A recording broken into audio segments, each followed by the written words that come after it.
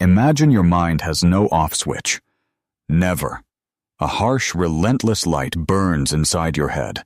It is not a gentle glow guiding you through the dark. It is a sterile spotlight flooding every second of your life. You see everything, every detail, every crack in the facade of the person in front of you, every hesitation in a voice, every suppressed tremor of a hand. While others perceive the world in soft outlines, you live in a digital sharpness that hurts. Your eyes are tired. Your soul screams for darkness, for silence, for the luxury of not knowing. But your brain says, no. Look. Analyze. Understand. Psychology calls it hyper-awareness. A hypervigilance that never sleeps. Most people move through life with dimmed lights. They notice only what is necessary. But for you, there is no filter. Your nervous system is a bare wire. You feel the tension in a room before a word is even spoken. You read the truth behind a smile long before the lie is told. It is not a gift. It is an exhaustion that sinks deep into your bones. Your mind is a scanner, constantly collecting, interpreting, and evaluating data. You don't just experience moments, you monitor them. You are not a participant in life. You are its eternal observer. Your body is heavy with information you never wanted. Your senses are flooded with nuances invisible to others. This is the paradox of what looks like intelligence or empathy feels internally like an endless watch. Awareness should be a tool, not a prison. Because remember, insight is a light that guides the way. But for you, it is a ceiling light that never turns off. And this is where our journey into the depth of your pain begins. For you, a conversation is never just an exchange of words. It is an equation with 1,000 unknowns that your mind must solve in real time. While others simply listen, you search for flaws in the system. You no longer focus on what is said. You focus on what is missing. A compliment reaches your ears, but your eyes register the fear in the other person's pupils.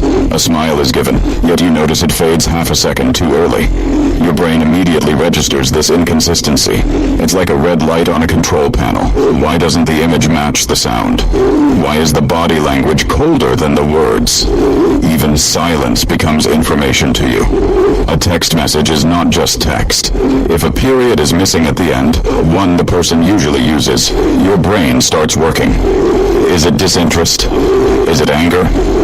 Or just haste? Every delay in a reply is a variable. Every tiny deviation from a familiar pattern is a message in itself. You don't collect this data because you are distrustful. You do it instinctively. Your nervous system treats social reality like an engineer treats a complex engine. If the frequency changes, there must be a reason. While the world around you simply is, you work behind the scenes. You connect dots, recognize patterns, update your internal model of the world. You are present in the room, yet at the same time light years away, buried deep in the metadata of human existence. This is the burden of precision.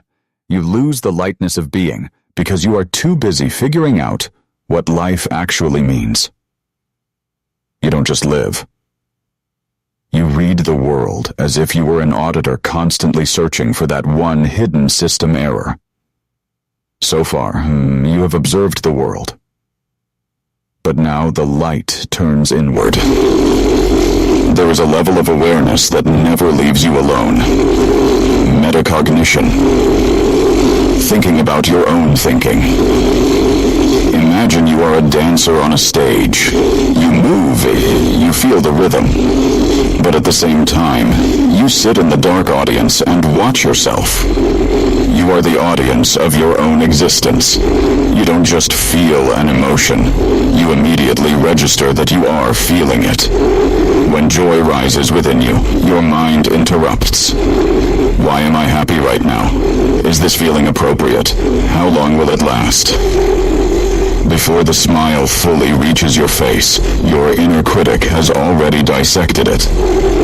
This constant self-observation is like an echo drowning out the original sound. You ask yourself, is my sadness justified? Am I overreacting?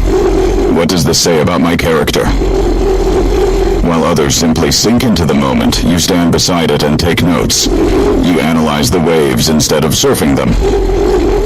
This second layer of observation creates a painful distance from yourself. You are half alive, half narrating, half feeling, half documenting.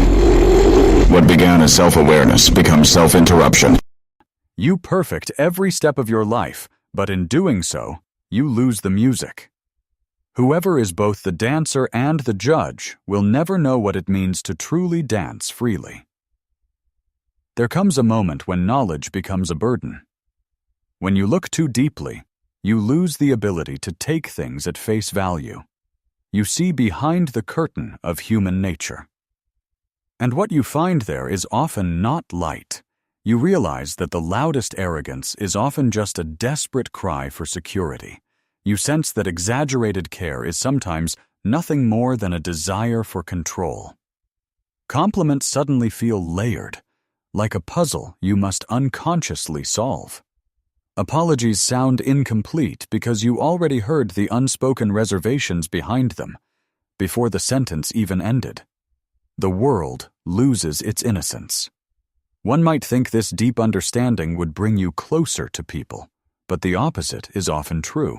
It creates an invisible wall. How can you enjoy a simple gesture when you already feel the fear or expectation hidden beneath it? You are like a spectator who knows the mechanics of the stage. While everyone else marvels at the magic trick, you see only the wires, the mirrors, and the trapdoors. This clarity is a lonely gift. You cannot unsee what you have seen. You can no longer ignore the strings. It is a quiet grief for the loss of lightness, an awareness that makes you cautious, and sometimes a little lost in a world that dances only on the surface. This extreme vigilance is not a coincidence. It is a story your body wrote long before you had words for it. For many of us, the permanent light in the mind began in an environment where predictability was a luxury. Perhaps it was a home where moods changed like the weather, suddenly and dangerously. You learned to scan the room before you even entered it. You learned to interpret the nuances in a voice to know whether it was safe to speak today, or better to become invisible. No one taught you this. Your nervous system did it for you. Vigilance became attention, and attention became identity. What you now call overthinking was once your shield. You are not complicated. You were simply a child who had to learn to read silence in order to survive. But this legacy does not live only in your thoughts. It lives in your organs. Science calls it interoception, the ability to perceive the internal state of your body, your heartbeat, your breath, the tension in your stomach. For you, this dial is turned to the maximum. You don't feel anxiety only when it arrives. You notice your pulse accelerating milliseconds before the first anxious thought reaches your awareness. Your body is a highly sensitive sensor constantly sending data. A slight flutter in your chest is immediately interpreted as a warning. Something is wrong. Something is coming. This is the tragic misunderstanding of your system.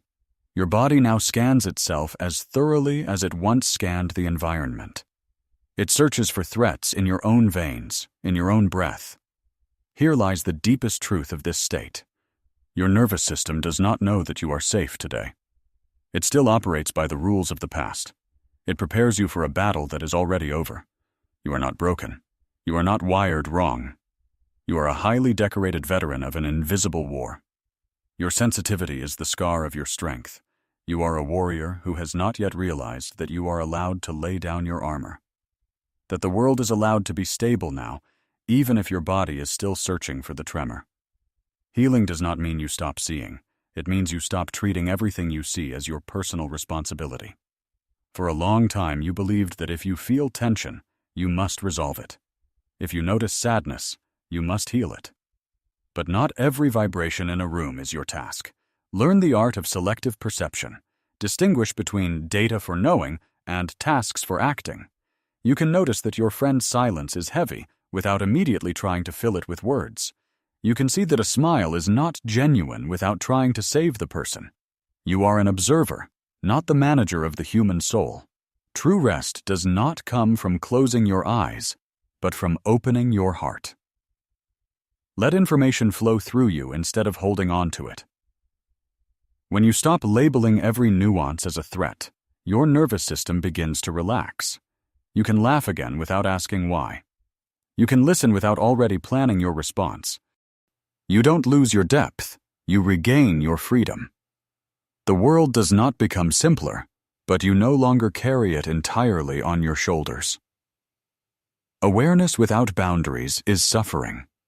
Awareness with boundaries is clarity. Exhale. The light may stay on, but you no longer have to stand guard every night. You are finally safe.